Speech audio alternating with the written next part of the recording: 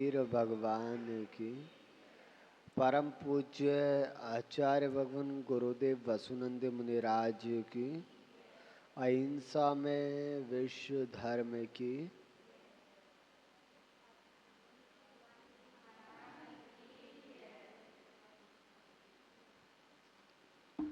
धर्म स्नेह महान भाव। पिछले दिनों हम सब ने द्वितीय ढाल के 2 काव्य देखे। उसमें हमने देखा कि हमारा संसार परिवर्ण किस कारण हो रहा है और अग्रहित मिथ्यात्व का लक्षण। संसार में परिभ्रमण का मुख्य कारण है मिथ्यात्व, मिथ्या दर्शन, मिथ्या ज्ञान और मिथ्या चारित्र। उसमें हमने अग्रहित मिथ्यात्व को देखा और अब जो विपरीत श्रद्धा है वो क्या है वो देख लेते हैं। श्लोक नंबर 3। पुद्गल नव धर्म अधर्म काल इन ते न्यारी है जीव चाल ताको न जान विपरीत मान करि करे देह में निज पहचान।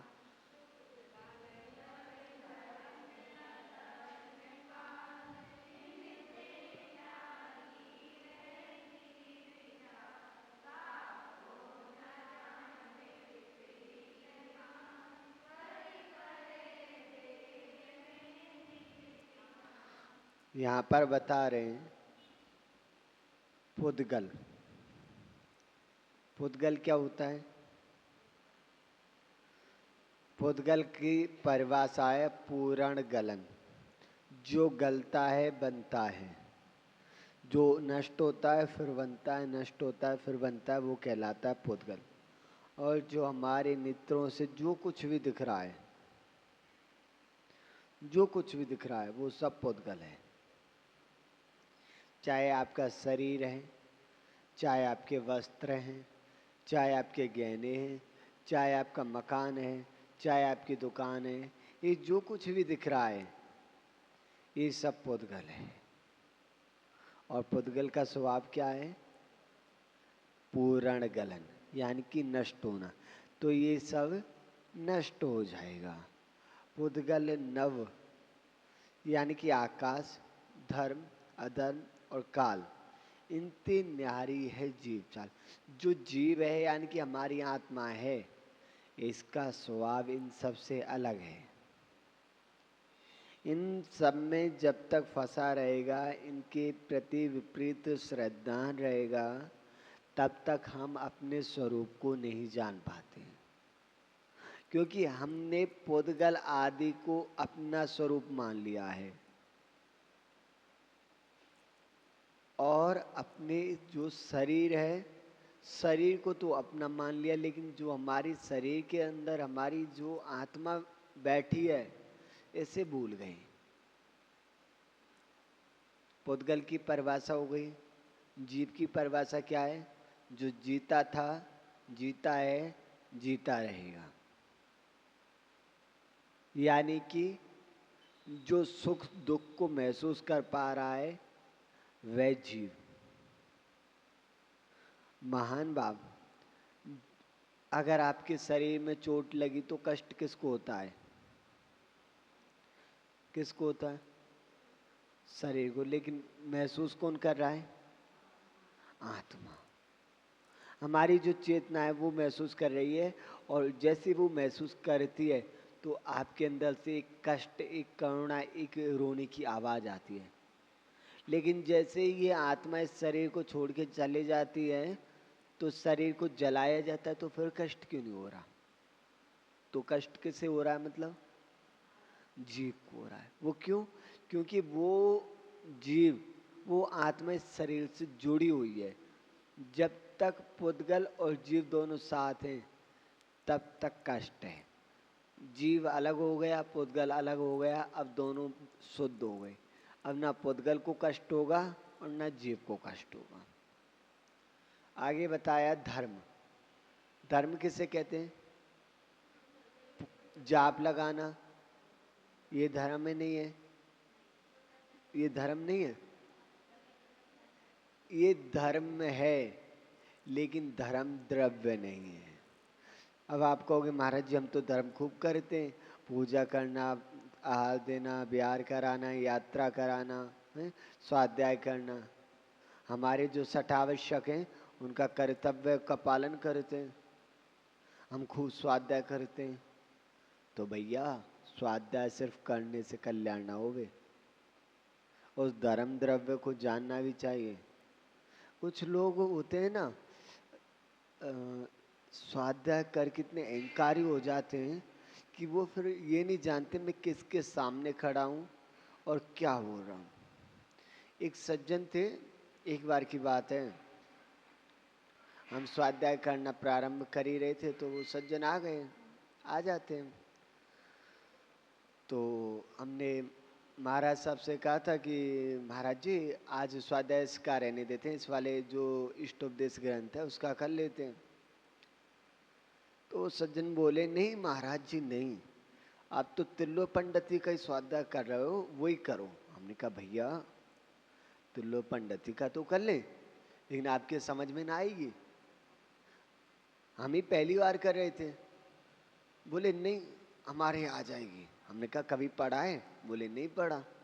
तो हमने कहा अभी नहीं पढ़ा आपने तो अभी आप ये जो गुरु जी का ग्रंथ है इष्टोपदेश, जिसकी गुरुदेव ने टीका की है, बहुत सरल व्याख्या की है और दृष्टांतों के और उदाहरणों के माध्यम से समझाया था। बोले महाराज ये तो फालतू के ग्रंथ हैं। हमें थोड़ा सा अच्छा नहीं लगा, इतना कहा। हमने कहा भैया फालतू क्यों? बोले इसमें फालतू की सब बातें, इसमें कुछ नहीं है। एक शिष्य का स्वाभिमान होता है उसका गुरु। हमने कहा भैया आज तो आपने ये बात कह दी है, आज के बाद कह मत देना और हमारे कक्ष में आने का प्रयास भी ना करना, क्योंकि ये ग्रंथ मूल ग्रंथ है। इसमें जो कारिकाएं वो आचार्य भगवान पूज्यपाद स्वामी जी की हैं, जो आज से हजारों वर्ष पूर्व हुए थे। और इसकी जो टीका है वो भी आचार्य भगवान की है, जो श्रेष्ठ आचार्यों में कहे जाते हैं। तो उन दोनों की हैं, उनको तुम फालतू बोल रहे हो। तो हमारे कहने का अभिप्राय ये कि व्यक्ति ज्ञान के अहंकार में इतना डूब जाता है कि वो समझ ही नहीं पाता मैं क्या बोल रहा हूँ, और फिर बोलने लगा महाराज जी हमारा कहने का भाव ये नहीं था। तो भाई हम क्या समझे? पहले फिर अपने कहने का भाव सुधार लो, क्या भाव है, हम केवली नहीं है, जो बोलोगे हम तो वही समझेंगे। तो मान भाव ज्ञान के अहंकार में व्यक्ति बहुत कुछ भूल जाता है और वो ऐसे घोर पाप का बंद कर लेता है कि फिर उसे अपना नाम तक याद नहीं रहता। हाँ, और उस जीव ने हमें लगता है उस समय घोर पाप का बंद कर लिया, उसकी बुद्धि ऐसी हो गई विनाश काले विपरीत बुद्धि, जो आचार्य भगवानों की भाषा को, आचार्य भगवानों की लिखी हुई को फालतू की चीज बोल रहा है। तो यहाँ पर बता रहे हैं धर्म, धर्म क्या होता है? धर्म एक द्रव्य होता है और धर्म एक व्यवहारिक क्रियाएं भी होती हैं, और धर्म हमारी आत्मा का विषय भी है ना। धर्म की परिभाषा क्या है? जो चलते हुए जीव को चलाने में सहायक है। जैसे आप लोग चल रहे हो तो आपको चलाने में सहायक क्या है? आपके पैर। और कोई वृद्ध है उसको चलाने में सहायक क्या है? लाठी। अगर उसके पास लाठी है वो चल तो रहा है लेकिन उसकी सहायता कौन कर रही है? लाठी। ऐसे जो मीन होती है जल के अंदर रहती है, उसे चलाने में कौन सहायक है? जल। मछली स्वयं तो चल रही है लेकिन किस में चल रही है? जल में। अगर जल ही ना हो तो वो कैसे चल पाएगी? ये होती है धर्म की परिभाषा, धर्म द्रव्य। आगे बताया अधर्म, जो रुके हुए जीव को रोकने में सहायक है वह कहलाता है अधर्म। जो रुके हुए जीव को रोकने में सहायक है वो अधर्म। आप कहीं जा रहे थे तो गर्मी का समय, रेगिस्तान, एक घना वृक्ष दिखा, आप वहां जाके रुक गए। तो आप जैसे रुके आपको ठंडी छाया मिली तो आप वहां और समय रुक गए। अगर वो वृक्ष ना होता तो आप रुकते क्या? नहीं। लेकिन जैसे ही आप रुके, इधर वो वृक्ष मिल गया, आपकी वो सहायक बन गया। अब पहले 1 मिनट रुकते धूप में, लेकिन अब आप 10 मिनट आराम से बैठे हो, रुकने में सहायक हो गया। और काल जो हमेशा परिवर्तनशील है, जिस जो हमेशा बदलता रहता है, वो है काल। लेकिन यह जीव अपने स्वभाव को भूल करके इन सबको अपना मान बैठा है। इनके स्वभाव को अपना मान बैठा है कि मैं ही पुद्गल हूँ, मैं ही धर्म हूँ, मैं ही अधर्म हूँ, मैं ही काल हूँ, मैं निरंतर बदल रहा हूँ। पर्याय की दृष्टि से आप पर्याय की दृष्टि से बदल रहे हो। लोग कहते हैं ना, महाराज जी मृत्यु कब होगी? आपकी मृत्यु हर क्षण हो रही है। अभी जो हो वो 1 मिनट के बाद ना होंगे, और जो 1 मिनट के बाद हो वो अब ना है। किसकी अपेक्षा से? पर्याय की अपेक्षा से। पर्याय की अपेक्षा से आपकी मृत्यु निरंतर हो रही है, लेकिन आपको दिख ना रही। और द्रव्य की अपेक्षा से आपकी मृत्यु कभी ना होगी। ये पुद्गल है, ये बस अलग हो जाएगा। आत्मा वही रहेगी, पुद्गल भी वही रहेगा, बस अलग हो गए। उसको आपने मान लिया मृत्यु। मृत्यु है ही क्या? इस पुद्गल शरीर का अपनी आत्मा से दूर हो जाना, वही तो मृत्यु है। तो महान भाव आगे और बता रहे हैं, जो मिथ्या दृष्टि जीव होता है उसकी कैसी सोच होती है, उसकी कैसी विचारधारा होती है। आप भी देख लेना, अगर आपके आस पड़ोस में, आपके रिश्तेदारों में अगर किसी की ऐसी सोच है तो उससे दूरी बनाए रखना। हम हमेशा कहते हैं भैया, जो मिथ्या दृष्टि जीव हैं उनसे दूर बनाए रखो, क्योंकि पता नहीं उसके संस्कार तुम्हारे अंदर कब आ जाएं। और पता नहीं क्या क्या चल गया है। लोग ऐसे ऐसे स्टेटस वगैरह लगा लेते हैं और बोलते हैं महाराज जी वैसे तो नहीं मानते हम इन चीज़ों को, खुदेवादी को, लेकिन महाराज जी अच्छे लगते हैं। अच्छे कैसे लग रहे हैं? यानी कि मिथ्यात का उदय है। मिथ्यात का उदय है, तभी तो अच्छे लग रहे हैं। अरे अपने गुरु महाराजों के लगाओ, स्टेटस लगाना है तो, जिससे सामने वाले को देख के विशुद्धि बढ़े, उसको भी पुण्य मिले, तुम्हें भी पुण्य मिले। हैं? लगाना है तो सिद्ध क्षेत्र आदि के लगाओ। स्टेटस लगाना है तो गुरुओं के लगाओ, सिद्ध क्षेत्रों के लगाओ, भगवानों के लगाओ। 24 तीर्थंकर हुए उनके लगाओ, सिद्ध भगवानों के लगाओ। कुदेवों की खुद लगाओगे, दूसरों को दिखाओगे, और तुम्हारे उस स्टेटस को देख के, अच्छा सा भजन सुन के उसका मन अगर मिथ्यात्व में लग गया, वो भी मिथ्यात्व को मानने लग गया, तो तुम्हें कितने घोर पाप का बंध होगा, और उस बेचारे जीव की भी ऐसी परिणति करा दोगे। इसलिए जीवन में कभी भी कुछ भी करो तो अच्छा करना। अच्छे अच्छे स्टेटस लगाओ, अच्छी अच्छी वीडियो शेयर करो, जिससे खुद को भी पुण्य मिले और सामने वाले को भी पुण्य मिले। यहाँ पे आगे बता रहे हैं, श्लोक नंबर 4, मैं सुखी दुखी मैं रंग के रावे, मेरे धन ग्रह गोधन पे भाव, मेरे सुत ते मैं सबल दीन, बेरूप सुभग मूरख प्रवीण। एक बार उच्चारण करेंगे सभी।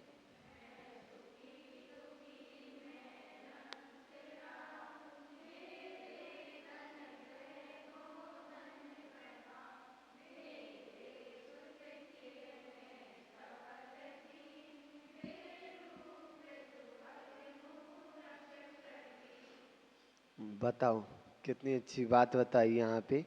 बिल्कुल ये वाली जो कारिका है, आचार्य भगवान पूजपा स्वामी का जो ग्रंथ है इष्टोपदेश, उसमें 8 नंबर की कारिका है, उससे मिलती है। हमें ऐसा लगता है शायद वहाँ से ली हो, क्योंकि आचार्य भगवान बहुत पहले हुए ये पंडित जी महाराज। लेकिन इन्होंने कहा भी है ना, इसमें जो कुछ भी है मेरा कुछ नहीं है, पूर्व आचार्यों की वाणी है। तो यहाँ पे बता रहे, मैं सुखी दुखी, जरा सी आपको अनुकूलता मिल गई, आपके मन का हो गया, तो मैं महाराज जी बहुत सुखी हूँ। हैं? आपने सोचा आज महाराज भोजन में ये मिल जाए और वो मिल गया, मैं बहुत सुखी हूँ महाराज जी, मेरे मन चाह हो रहा है। हैं? महाराज जी मेरे पास आज देखो बहुत बढ़िया घर है, बहुत बढ़िया काम चल रहा है, अच्छी फैक्ट्रियां हैं, कंपनियां हैं, बहुत सारी साड़ियों से अलमारी भरी पड़ी हैं, बहुत सारे गहने, बच्चे आज्ञाकारी हैं, पति खूब ध्यान रखता है। मैं बहुत सुखी हूँ महाराज जी, जीवन में कोई दुख नहीं, शरीर एकदम स्वस्थ है, कोई बीमारी नहीं है। प्रत्येक महीने घूमने जाते हैं, पिकनिक मनाने जाते हैं, बहुत आनंद है, मैं सुखी हूँ। इन सब भारी उपलब्धियों को आपने सुख मान लिया है, लेकिन ये सुख नहीं है। चाहे ये बात आप आज मानो चाहे कल मानो। दुखी, अब दुखी हो गए, सामने वाले ने आपका अपमान कर दिया तो दुखी, बेटे ने आपकी बात मानी ना तो दुखी, घर वालों ने क्लास में आने नहीं दिया तो दुखी, हाँ, शरीर में कोई बीमारी हो गई तो दुखी, भोजन नहीं मिला तो दुखी, घर में नौकरानी काम करने नहीं आई तो दुखी, दुखी दुखी, हाँ। ये हम सबके जीवन की कहानी है। ये आपको एक को लेके नहीं कह रहे, ये हम सब संसारी प्राणियों की कहानी है, सबकी। और इतना ही नहीं, जो हमारे साथ घटा नहीं उसको सोच सोच के दुखी, महाराज मैं जब मर जाऊंगी मेरे बच्चों का क्या होगा, इस घर को कौन संभालेगा महाराज, ये पैसे रखे रह जाएंगे इनका क्या होगा। जो दुख आया नहीं उस दुख को तुम स्वयं ला रहे हो, उससे दुखी।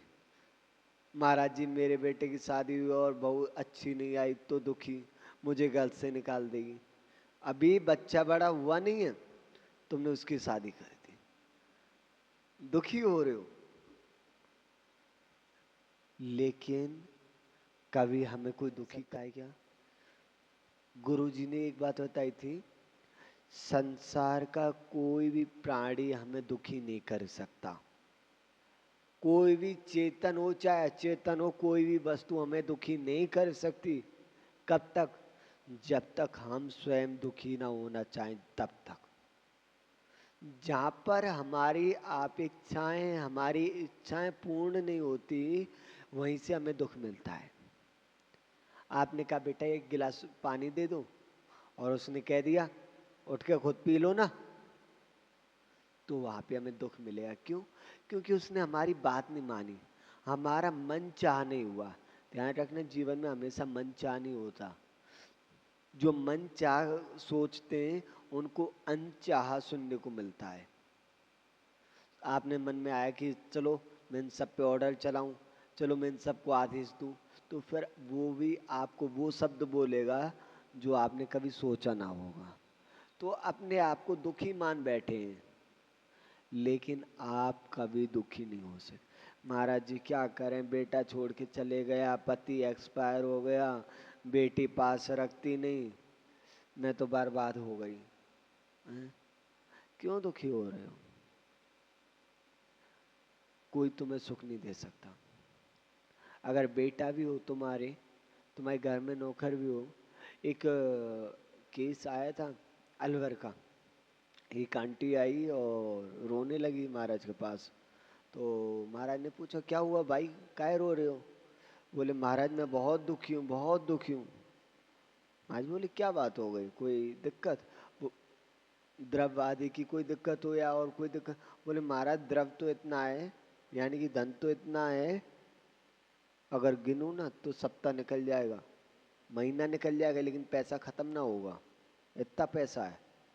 बोले ठीक है पुण्य का उदय, पुण्य से पैसा बढ़ता है। फिर बोले फिर क्या दिक्कत है, बेटे बेटे परेशान कर रहे? बोले महाराज बेटे तो ऐसे मेरे राम लक्ष्मण की तरह पलकों पे बिठा के रखते हैं, और बहू, बहू तो बेटी है, बिल्कुल गाय, बिल्कुल गाय है, गाय बहुत ध्यान रखती हैं। फिर क्या दिक्कत है? घर का काम? बोले महाराज घर में 4-5 नौकर लगे हुए हैं, 3-3 कोठियां हैं। समझ में नहीं आ रही दिक्कत क्या है, दुखी क्यों हो? बोले महाराज शरीर में इतनी बीमारी हो गई, 2 महीने हो गए चने की रोटी पानी से लगा के खा रही हूँ। कि महाराज ना कोई मैं फल खा सकती, ना कोई ड्राई फ्रूट खा सकती, ना मिर्च मसाले खा सकती। तो महाराज जी ने भी एक बात पूछ ली, अच्छा एक बात बताओ, जब महाराज ने तुमसे त्याग करने की कहा था तब त्याग किया था क्या? बोले महाराज एक दिन का भी त्याग ना कर पाए, लेकिन आज डॉक्टर ने कहा है तो 2 महीने के लिए त्याग की हो गए। अभी तक महाराज मैंने ना आलू के हाथ लगाया, ना रात में भोजन करती हूँ, दिन में 1-2 बार चने की रोटी पानी से लगा लगा के खाती हूँ, ना होटल का खाती हूँ, ना चाउमीन पिज्ज़ा बर्गर खाती हूँ, सब छूट गया। तो महाराज ने कहा कि अगर तुम पहले महाराज की बात मान लेती तो शायद आज तुम्हें डॉक्टर की बात माननी ना पड़ती। इसलिए कह रहे हैं महाराज की बात मान लो, नहीं मानोगे तो डॉक्टर की बात माननी पड़ेगी। हाँ, अभी स्वस्थ हो खूब पुण्य कमा लो, अस्वस्थ हो गए तो कमाई ना पाओगे, फिर आओगे महाराज आ ले लो, बिल्कुल नहीं। तुम्हारे शरीर में से पीप निकल रहा है, तुम्हारे खून निकल रहा है, तुम्हें बीमारी है, तुम्हें जुकाम हो रहा है, तुम्हें खांसी हो रही है, बिल्कुल नहीं लेंगे। हाँ, बीमार व्यक्ति से मार नहीं लेते, क्योंकि ग्रंथों में आया है जिसके कुष्ठ रोग आदि हो, जुकाम आदि हो रहा हो, लूला लंगड़ा हो, हैं, हाथ पैर टूटे हो, सही दिखाई नहीं दे रहा हो, उससे आड़ नहीं लेना। इसलिए अभी समय है, मजाक नहीं, कर्म सिद्धांत है। कर्म सिद्धांत एक ऐसा न्यायप्रिय राजा है। हाँ हाँ, देख लो। तो आगे बता रहे हैं, मैं रंक राव, और अपने आप को हम स्वयं ने रंक भी समझ लिया और भिखारी भी समझ लिया। थोड़ी से पैसे क्या जोड़े, थोड़े से सोने चांदी के टुकड़े क्या हो गए, तुम अपने आप को राजा मानने लग गए, लोगों का मजाक उड़ाने लग गए, उनका उपास करने लग गए। अरे क्या औकात है तेरी, 1000 रुपये है नहीं और हमारी बराबरी करेगा। देखा है हमारे नौकर हैं, उनको भी 1-1 लाख रुपए की तनख्वाह देते हैं। अपने आप को तुमने राजा मान लिया, क्या सच में तुम राजा हो? हैं? और अपने आप को भिखारी भी, महाराज का छू नहीं क्या करें, बड़ी मुश्किल से जीवन निकाल लें, बच्चों की फीस भरने को भी पैसे नहीं है, खाने को भी नहीं है, हम तो भिखारी हैं। तुम्हारी आत्मा भिखारी नहीं हो सकती। जब भी मंदिर जाओ भिखारी बन के मत जाना, सम्राट बन के जाना। तुम भिखारी बन के जाओगे, भिखारी को 1 रुपया 2 रुपया मिलते हैं, लेकिन सम्राट होता है उसको पूरा राज्य मिलता है। तो मंदिर में जब भी जाओ भगवान के सामने कभी कुछ मत मांगना। तुम एक मुट्ठी चावल के बदले में अपनी बिजनेस के लिए बड़ा सा गोदाम मांग रहे हो, बड़ी गाड़ी मांग रहे हो, हैं? बच्चों के लिए बहू मांग रहे हो, काय में? एक नारियल में। अरे भैया, वो रोड पे होते ना कुछ लोग, तुम पे जब कागज वगैरह ना होते, तुम 1000-500 देने का प्रयास करते हो, उसे भी नहीं खरीद पाते, तो तुम 3 लोग के नाथ को एक सूखे नारियल में खरीदने आए हो। इसलिए भगवान के पास जाओ, कुछ मत मांगो, और मांगना है तो उनको ही मांग लो कि भगवान अगर तुम्हें देना ही है तो अपने जैसा बना लो। जब तुम स्वयं 3 लोग के नाथ बन जाओगे तो तुम्हारे निमित्त कितने जीवों का कल्याण हो जाएगा, अपने आप हो जाएगा। तो अपने आप को कभी भी भिखारी मत मांगो। मेरे धन ग्रह गोधन प्रभाव। ओहो महाराज जी मेरा पैसा है, देखो अलमारी में देखो। कई बार जाते हैं बाहर करने घरों में, तो महाराज जी आइए, महाराज जी आशीर्वाद दे दी। कहाँ भैया? अलमारी खोली, महाराज जी आप हाथ दिखा दो। भैया हाथ दिखाने से क्या हुआ? महाराज जी हमारा धन बढ़ जाएगा, देखो महाराज। और कई लोग अहंकार में भी दिखाते हमको। हाँ महाराज जी आओ, नमस्ते महाराज जी आओ, महाराज जी हमें देखो इतना पैसा है, इतना गहना है। तो भैया मुझे काय दिखा रहे हो? मुझे दे रहे हो क्या? और मैं ले रहा हूँ क्या?